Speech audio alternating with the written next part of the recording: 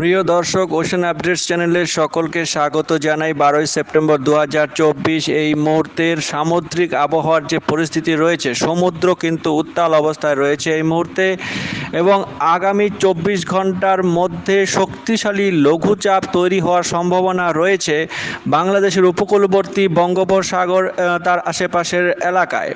আগামী 24 ঘন্টা তথা আগামীকাল 13 তারিখের মধ্যেই নিম্নচাপটি তৈরি হয়ে যাবে মোটামুটি বরিশাল বিভাগের কাছাকাছি এবং চট্টগ্রাম বিভাগের আশেপাশের এলাকায় এর কেন্দ্রস্থল থাকতে পারে।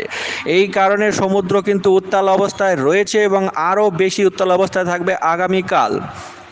এই কারণে আবহাওয়া দপ্তর থেকে 3 নম্বর স্থানীয় সতর্কতা সংকেত দেখিয়ে যেতে বলা হয়েছে কক্সবাজার, মোংলা, পায়রা এবং চট্টগ্রাম সমুদ্র বন্দরসমূহকে। মোটামুটি সামুদ্রিক এই উত্তালতার কারণে, সামুদ্রিক এই ডিস্টারবেন্সের কারণে আগামী 24 ঘন্টা উপকূলবর্তী এলাকার ওপর দিয়ে 50 থেকে প্রায় কখনো কখনো 70 কিলোমিটার প্রতি ঘন্টা বেগে বায়ুপ্রবাহ দমকা ঝোড়ো হাওয়া বয়ে যেতে পারে চট্টগ্রাম বিভাগ, বরিশাল বিভাগ, খুলনা বিভাগের ওপর দিয়ে, কুমিল্লা জেলার ওপর দিয়েও শক্তিশালী বায়ুপ্রবাহ থাকার সম্ভাবনা রয়েছে।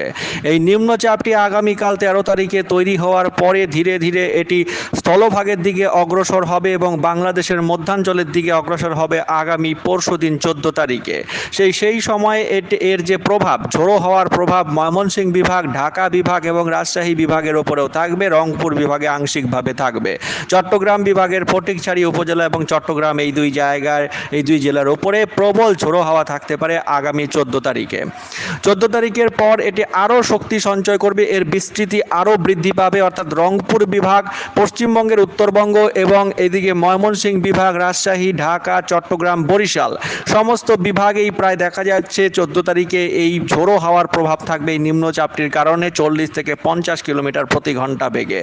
14 তারিখের পর এটি বাংলাদেশ ছেড়ে এর কেন্দ্রস্থল পশ্চিমবঙ্গের দিকে এগিয়ে যাবে, তবে 15 তারিখ পর্যন্ত ঝোড়ো হাওয়ার সামান্য প্রভাব বাংলাদেশের রংপুর বিভাগ, রাজশাহী, ময়মনসিংহ, ঢাকা এই বিভাগগুলিতে থাকবে। কেন্দ্রস্থল বেরিয়ে গেলেও এর আশেপাশের যে উইন্ড ব্যান্ড রয়েছে সেটি বাংলাদেশের ওপরে প্রায় 16 তারিখ পর্যন্ত বিরাজমান থাকবে।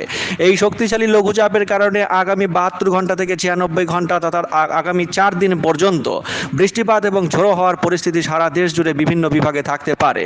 তো দর্শক, এই ছিল আপাতত সামুদ্রিক সতর্কতা। চ্যানেলের সঙ্গে থাকুন, লাইক করুন, শেয়ার করে সকলকে ইম্পর্টেন্ট আপডেটটি জানিয়ে দিন এবং চ্যানেলটিকে অবশ্যই সাবস্ক্রাইব করে রেখে দিন প্রতিদিনের নিয়মিত আপডেট পাওয়ার জন্য। অনেক ধন্যবাদ।